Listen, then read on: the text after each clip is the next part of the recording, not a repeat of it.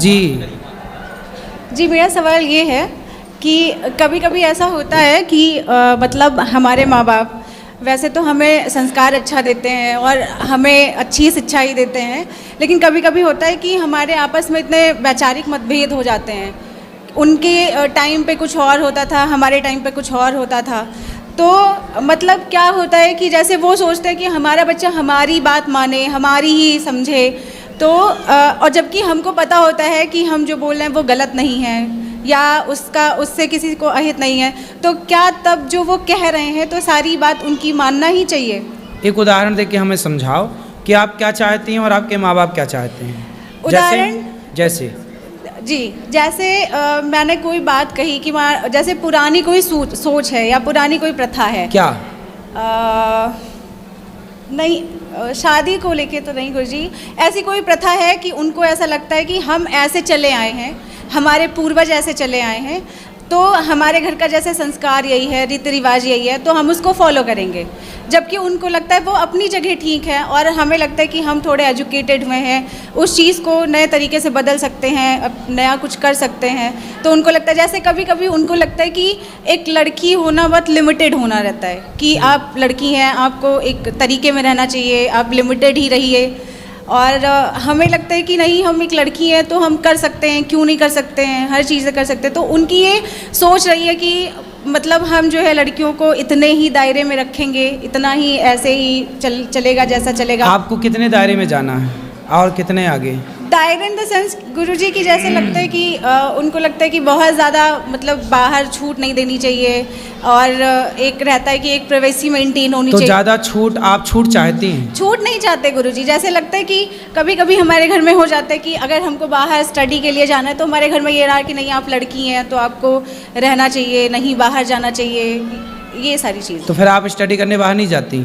नहीं, मैं बाहर नहीं गई कभी, घर पे ही रही। जी ठीक है, तो आप क्या चाहती हैं कि आप भी बाहर जाती?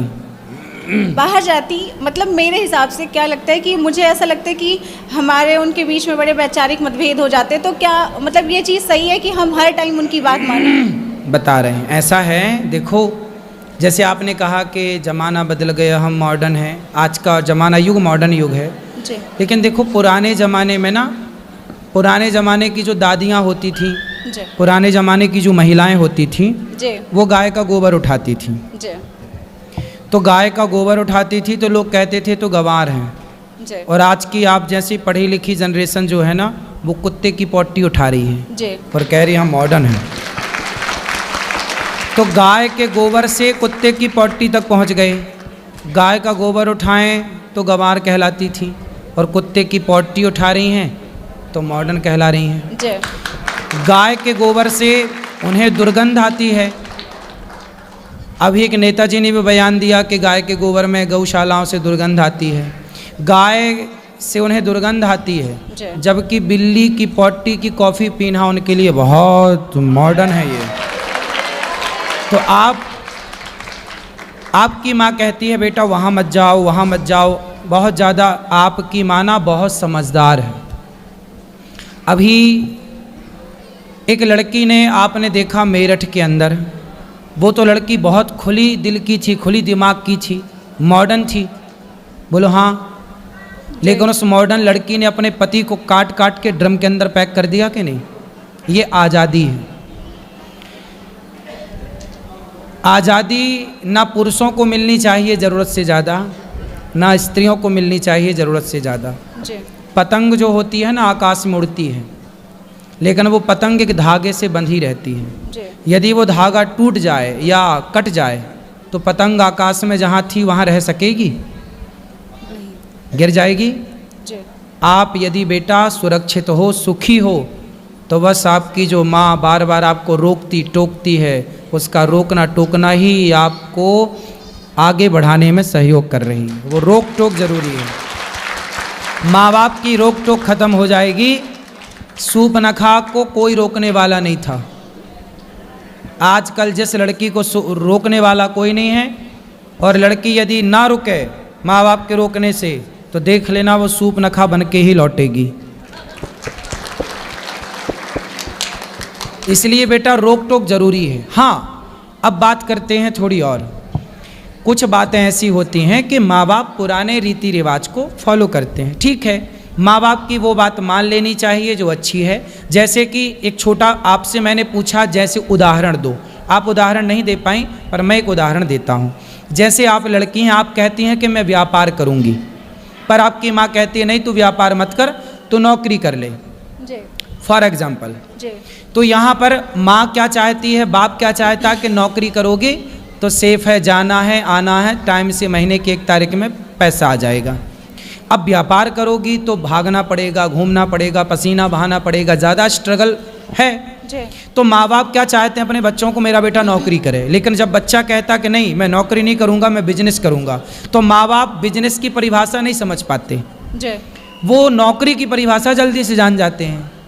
तो माँ बाप यहाँ पर इस बात के लिए गलत हो जाते हैं कि वो बच्चों को नौकरी करने के लिए पीछे पड़ जाते हैं, जबकि नौकरी नौकर है, बिजनेस मालिक है। जो बिजनेस करता है वो बड़ा होता है, जो नौकरी करता है वो छोटा होता है। तो आप यदि बिजनेस करना चाहती हैं और आपकी माँ यदि आपको नौकरी के लिए प्रेरित कर रही है तो आपकी माँ तब गलत है, उस समय आप सही हैं। लेकिन आपकी पुरानी माँ कह रही है बेटा वहाँ मत जाओ, बेटा ये मत खाओ, इसका मतलब माँ सही है, आप वहाँ मत जाओ, वहाँ मत जाओ, इसलिए क्योंकि माँ जानती है कि लड़की वहाँ जाती है तो कैसी बन के आती है, क्योंकि उसे अनुभव है। आजकल लड़कियाँ, आप तो लड़की हो, आप बताओ, आजकल लड़कियाँ पढ़ने जाती हैं, पढ़ाई बुराई नहीं है जी, देश के बाहर भी जाती हैं और भारत के भी कोने कोने में जाती हैं, पर ये बताओ जी आजकल लड़कियां अपने माँ बाप को धोखा दे रही हैं कि नहीं, आपसे सवाल। बिल्कुल, मैंने तो देखा है अपने आसपास, देखा दे रही हैं, देखा है गुरुजी। तो आपके माँ बाप भी तो ये सब देख रहे होंगे, तो उन्हें भी तो ये डर है कि मेरी बेटी मुझे धोखा ना देने लग जाए। मैंने आज़ादी और स्वतंत्रता की बात ये इसलिए नहीं की कि मुझे रोक टोक से दिक्कत है, मैंने एक वैचारिक वाली बात की। माइक पास में। मैंने रोक टोक से मेरा कोई विरोध नहीं है कि रोक टोक कर रहे हैं, वहाँ न जाओ, ये ना जाओ, मतलब मैंने स्वतंत्रता के खिलाफ नहीं वो किया।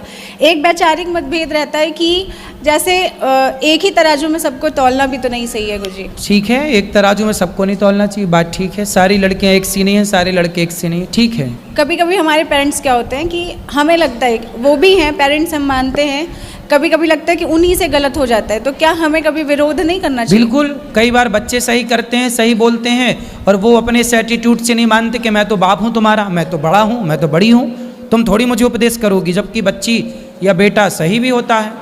तो दोनों पक्ष हैं, कई जगह माँ बाप गलत होते हैं, कई जगह बच्चे गलत होते हैं। तो मेरा सीधा सा क्वेश्चन यही था कि क्या जब कभी हमारे माँ बाप किसी भी एंगल में हमें लगे गलत है, हमको उन्होंने संस्कार दिया, सब कुछ दिया, समझ है, हम आज के टाइम के हैं, हमने देखा है, मतलब एक गलत माहौल भी देखा है, एक सही भी देखा है, तो हमें ये लगता है कि जब हमें लगता है कि माँ बाप कहीं कुछ गलत कर रहे हैं तो क्या हमें भी उसका विरोध करना चाहिए? बिल्कुल, माँ बाप को बोलना चाहिए कि गलत है।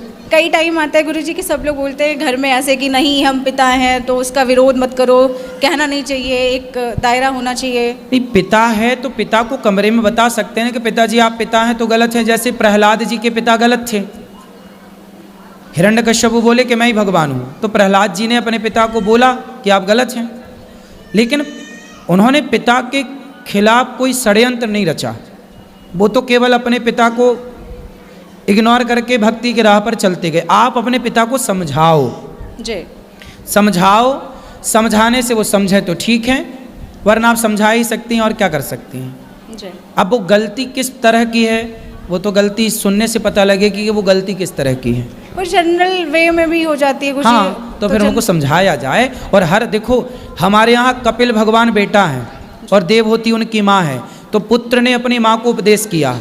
जरूरी नहीं है कि माँ बाप ही बच्चे को समझाएं, कई बार माँ बाप को बच्चे भी समझाते हैं और समझाना चाहिए। और माँ बाप को इस अभिमान में नहीं रहना चाहिए कि तू तो हमारा बच्चा, तू हमें क्या समझाएगा। नहीं, कई बार बच्चे हमें समझाते हैं, अच्छी बात समझाते हैं, तो हमें समझ भी लेना चाहिए, ये सही है। धन्यवाद गुरुजी, आशा है कि इस बात से उनको थोड़ा तो समझ में आ ही जाएगा आज। ठीक है, समझेंगे, जरूर समझेंगे।